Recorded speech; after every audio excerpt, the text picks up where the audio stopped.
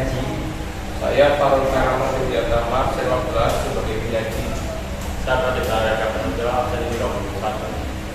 Saya Karam Musaki, absen 3. Saya Cidya Panaleotani, nomor absen 9. Saya Nabila Nadira, absen 23 sebagai penyaji.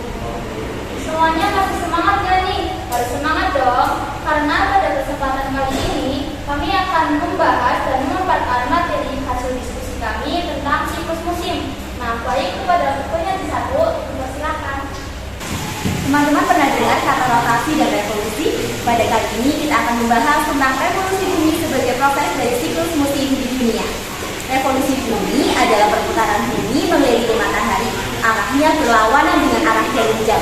Waktu yang ditentukan adalah 365 hari. Lintasan revolusi bumi tidak berbentuk lingkaran, tetapi berbentuk elips. Sehingga terkadang ada masanya nih ketika bumi berada di dekat matahari, yaitu perihelion, dan titik terjauh dari matahari, aphelion. Dalam revolusi, posisi bumi itu nggak selalu sejajar dengan matahari. Kadang sejajar, kadang miring ke utara, kadang juga miring ke selatan. Hal ini membuat cahaya matahari tidak selalu tepat di atas ekuator. Oleh karenanya, dapat kita simpulkan apabila bumi miring ke utara, kalau kutub selatan lebih cenderung terkena cahaya matahari. Dan apabila bumi miring ke selatan, maka kutub utara lebih cenderung terkena cahaya matahari. Bumi memiliki maksimal kemiringan 23,5 derajat pada garis balik lintang utara dan garis balik lintang selatan. Hal inilah yang disebut dengan gerak semu tahunan matahari. Berdasarkan data yang ada pada tanggal 21 Maret, matahari tepat di atas ekuator. Lalu pada tanggal 27 Juni, matahari berada pada garis balik utara.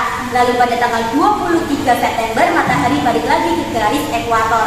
Tanggal 22 Desember, matahari ke garis balik selatan. Dan matahari balik lagi di ekuator pada tanggal 21 Maret pada tahun berikutnya. Hal ini menyebabkan perbedaan musim pada belahan bumi utara, belahan bumi selatan, dan belahan bumi bagian ekuator. Pada tanggal 21 Maret sampai 21 Juni, bagian utara terjadi musim semi dan bagian selatan terjadi musim gugur. Pada tanggal 21 Juni hingga 23 Desember, bagian utara terjadi musim panas dan bagian selatan terjadi musim dingin. Pada tanggal 23 September sampai dengan 22 Desember, bagian utara terjadi musim gugur dan selatan terjadi musim semi. Tanggal 22 Desember sampai 21 Maret, utara terjadi musim dingin dan selatan terjadi musim panas. Sedangkan pada wilayah ekuator hanya terdapat 2 musim, yakni penghujan dan kemarau. Di Indonesia, musim penghujan dimulai pada bulan Oktober hingga April dan musim kemarau terjadi pada bulan Mei hingga Oktober. Oke, selanjutnya saya akan menjelaskan tentang musim dingin. Musim dingin atau musim salju merupakan saat paling dingin di wilayah beriklim kutub dan beriklim sedang ataupun subtropis. Musim dingin terjadi saat suatu belahan bumi menjauhi dari matahari. Setiap kebudayaan manusia memiliki pandangan dan tanggalan yang beragam terkait awal dan akhir dari musim dingin. Pada musim dingin juga identik dengan salju. Salju adalah bentuk padan air yang menjatuh ke bumi dari atmosfer atau awan yang telah membeku menjadi kristal padat. Salju dapat terbentuk ketika kristal es di awan bersalju dengan kepingan salju saat suhu rendah dan ada kelembapan di atmosfer. Nah, oke, selanjutnya ada musim semi. Apa sih musim semi itu?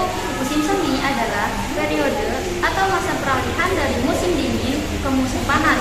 Kondisi ini berkaitan dengan posisi kemiringan bumi terhadap matahari.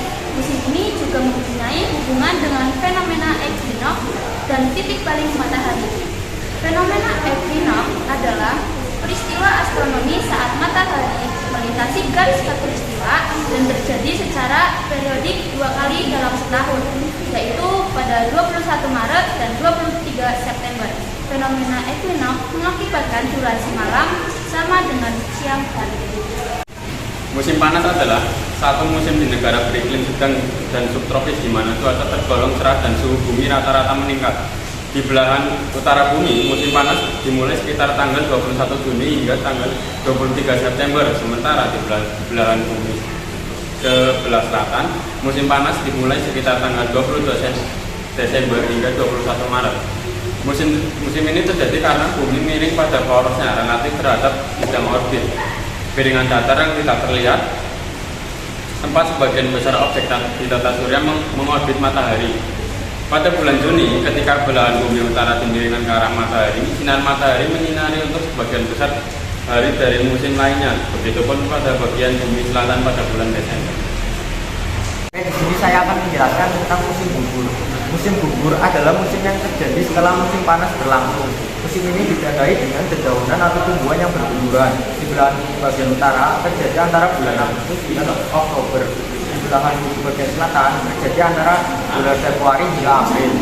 Musim gugur akan membuat bumi setelah matahari juga tidak mengalami proses equinox. Equinox adalah saat matahari melintasi ekuator sehingga siang dan malam di tempat-tempat di lintang 0 derajat sama panjang.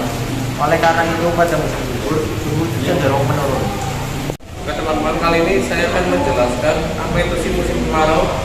Musim kemarau atau musim kering adalah periode tahunan yang dengan curah hujan rendah terutama di tropis. Cuaca di daerah tropis didominasikan oleh sabut hujan tropis yang bergerak dari utara ke selatan tropis dan kembali sepanjang tahun. Fenomena El Nino, apa sih itu fenomena El Nino? El Nino adalah fenomena memanasnya suhu permukaan laut di Samudra Pasifik bagian tengah dan timur. Dampak dari peristiwa ini sangat besar, yaitu akan terjadi meningkatkan curah hujan di kawasan Amerika Latin dan menyebabkan kekeringan berkepanjangan di wilayah Indonesia. Oke, terima kasih. Selanjutnya musim hujan. Musim hujan adalah musim yang terjadi karena peningkatan curah hujan yang terjadi di suatu wilayah. Musim hujan terjadi di daerah beriklim tropis. Musim hujan terjadi setelah musim kemarau sudah usai. Bahkan musim hujan di daerah tropis sangat dipengaruhi oleh pergerakan suhu matahari.